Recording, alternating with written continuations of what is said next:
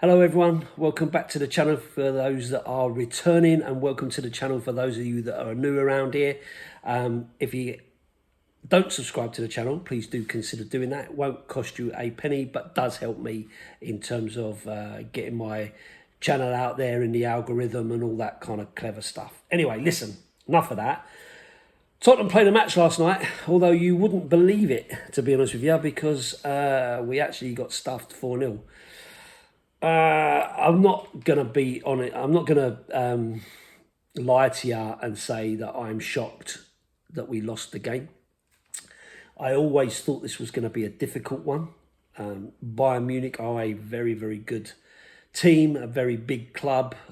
Won everything there is to win out there, and they have a certain Harry Kane leading the front line. So it was always going to be a challenge for sure.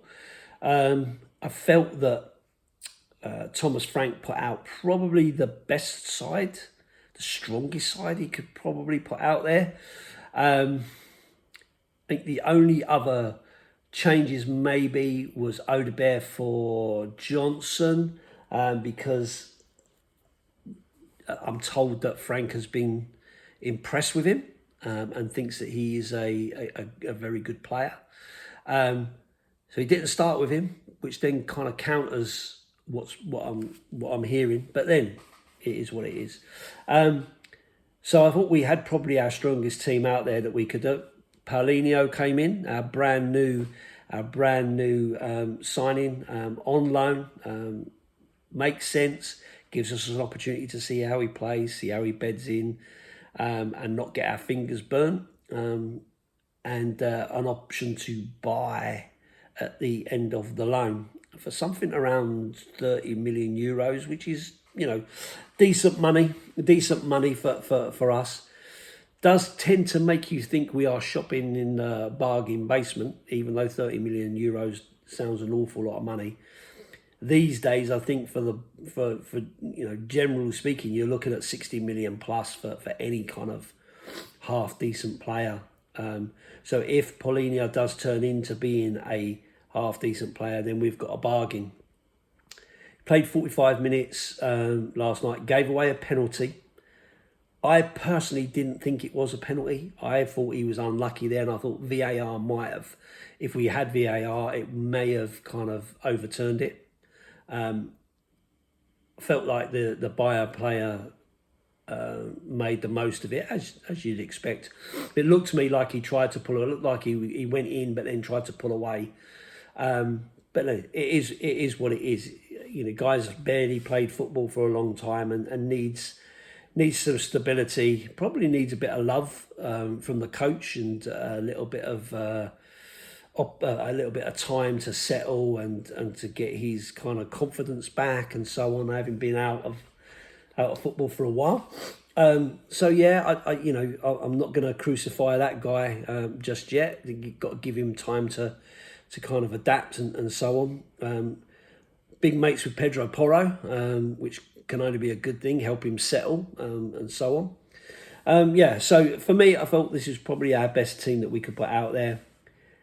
It was strikingly obvious that we were going to be short of attacking quality. No Solanke, again, even though when asked a couple of weeks ago, Thomas Frank suggested that he would be available for this game. Still not available. And at the end of the game, he said that they're still, a couple of weeks away, maybe. We're still assessing, which kind of worries me. Bearing in mind that he didn't have any injuries when he was at Bournemouth, and he's come to us and this is like his third injury. So our only backup to that, as it stands, is Richarlison. And to be fair, he had a very inconsequential game. Didn't really offer an awful lot. Ran around a lot. Missed an absolute golden opportunity with his diving header. So that was a worry. He's not on the ball at all, and he's our only real option up front. Bearing in mind, Lancashire has just been loaned out. Where did I say he went? Oxford, I think he's where he's gone. Let me just check. Oxford, yeah. So he's gone off to Oxford. So that takes away that option. Son's obviously moved on to LA, so can't play him there. Only really leaves us, I guess, Tell, who can play in that centre forward role. But again, lacking in real confidence. We saw that against Newcastle, where he kind of missed the one-on-one with the Newcastle keeper, and didn't really do anything after that. So that worries me massively. We're left very, very short in that position. And depending on what Solanke's injury's like, is he going to come back and be firing on all cylinders? Is he going to be able to play the majority of games? Do we really want him to play the majority of games? Because he's going to run himself out again. Because when you consider the work rate that he put in during the season last season, and I know lots of people were really having a bit of a moan about Solanke, but actually I thought he did really well for us over the course of the season. I think he scored like 13 goals in all competitions. Worked really, really hard for the team, set up an awful lot of goals and made himself an integral part of the team. He never stopped running. I think he gets unfairly criticised, if I'm being honest. But he's trying to do so much work, and I just don't think that's sustainable, and probably why he's been injured, because he's probably doing too much. So there's a worry there in terms of that. I know we do have Dane Scarlett, if he's still around, I'm not sure. But whether he's going to stick around or not, or get loaned out, is another question. So that's a concern from that point of view. And then, of course, on top of that, we also had the situation where we were looking to bring in Morgan Gibbs-White to support us in that number 10 role before Maddison was injured. And, of course, we've now heard the news that Maddison has done his ACL. So essentially, he's out for the season. You might as well count him out. Potentially could even not play again, depending on how that goes. That's how bad that is. It's the same leg that he damaged before. So a real worry from that point of view. And Kulu is still weeks away. No kind of news on him coming back. And that's been a long injury, which again means it's going to take time for him to hit the ground running. So in terms of attacking midfield, we haven't got that. You know, Sarr is being asked to kind of step up into that role. And I like Sarr. I think he's a really decent player. His attributes are winning the ball high up in the pitch and so on. But he's still a very, very young man. And I'm just not sure he is creative enough to carry on that mantle. And then, of course, you've got Bergvall, who's, 19, I think now, is he? Again, another one, only had one season in the Premier League, in and out of the team. Is he the answer? Probably not, to be fair. So there's a concern from that point of view. And then, of course, you add to that the left wing side, where you've just lost Son, who even in his worst season was probably better than what we've got. That then worries me, because who's going to come into that position? And I know we had this superstar in Mikey Moore, who's now gone off to Rangers. So he's not going to be around to develop or to do anything. And we're relying on Odebear and Tell in that position. Albeit Frank is talking those guys up, but yet to be convinced. Johnson can play on that side, and I felt Johnson probably played a little bit better on the left-hand side than he has on the right. But not overly convinced. In terms of superstar players, you know, there are 3 positions there before you even talk about the fact that we haven't got a left-back because Udogie is injured, and there's no sign of him coming back as yet. And he has always not had a backup. You know, we're relying on Spence to be the backup on the left-hand side. I personally think Spence plays better on the left than he does on the right. But he's not the left-back player, especially when you've got 2 right footers on the left-hand side. He has to kind of cut in all the time. So for me, I still feel that we need a real strong quality left back. I still feel we need a quality central attacking midfielder. I still feel we need a left winger, and we still need a striker before we do anything, because we are miles away from the teams at the top before they've even done their business, which they've done this year and which has been massive.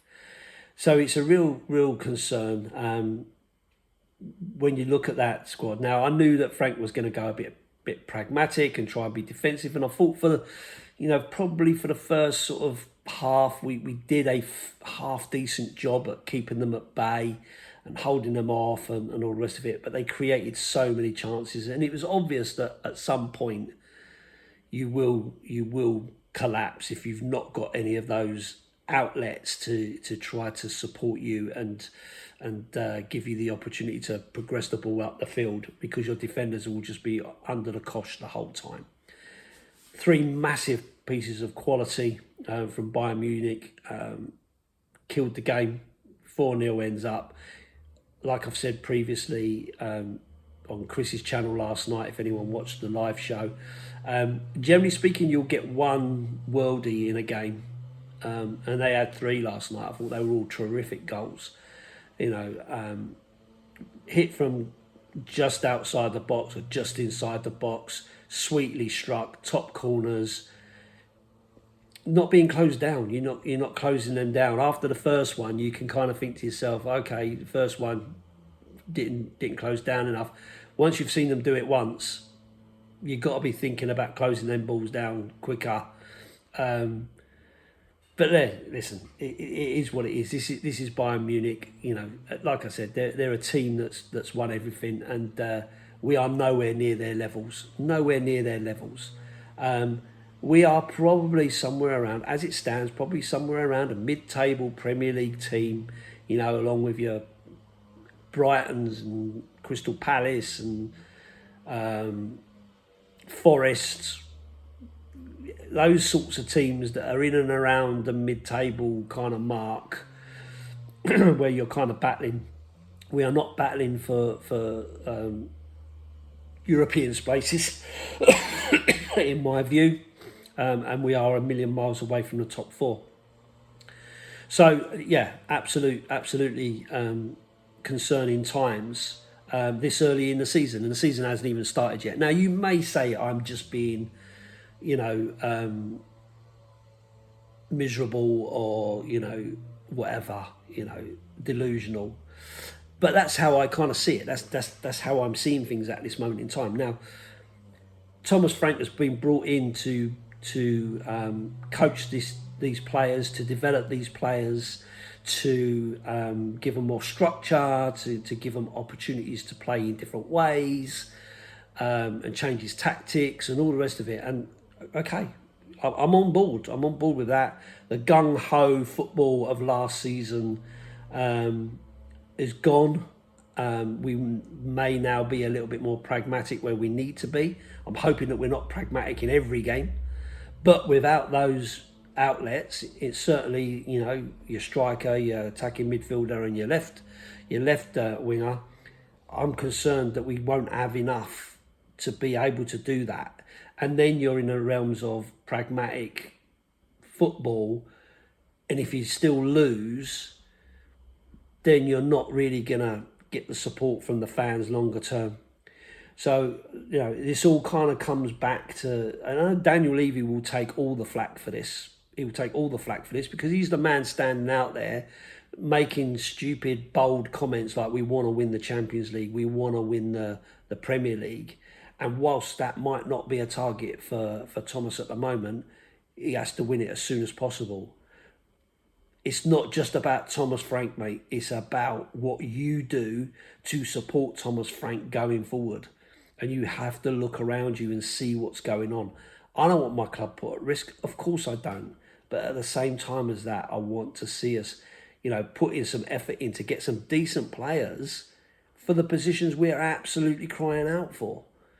So for me, this is a big situation for Daniel Levy and the board to really step in and make something happen. I'm flabbergasted that we don't seem to have a backup plan for the Morgan's Give White scenario. We haven't talked about any other attacking midfield players. We're talking about not needing anybody for Sonny's position, and there has still been no talk about a striker. And yet, for me, these are clear targets that we need to cover off. So I'm really bit worried at this moment in time. Of course, I will always support my team.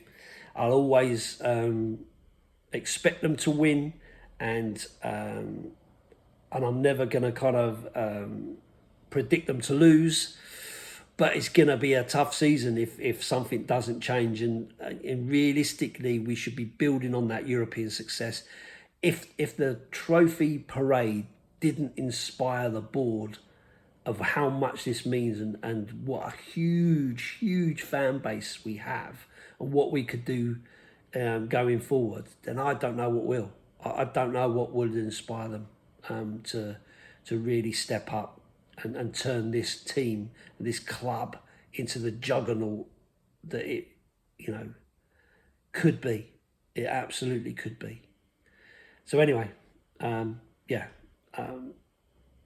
the end of it all, bad loss, get it, highlights a lot of stuff that we need to do. And I'm hoping that Daniel Levy and the board are seeing that as well, and that they're going to pick this up very soon. Oh well, 16 minutes, nearly 17 minutes gone. Appreciate it if you've managed to stick with me this far. I know I ramble on. I say that all the time. I do ramble on. But I do appreciate it. The subscriber count is going up. So thank you for those people that have listened to my requests for subscribers to continue. Please do continue to put your comments. I like the comments. I like to hear what you're thinking. And I generally, I see them all, but I generally answer as well and have discussions with people. So, I really do appreciate that. The thumbs up also helps the algorithm as well, helps other people find me, helps other people see my videos as well. But listen, if you made it this far, thank you very much. Appreciate it. I'll see you on the next one. Up the Spurs.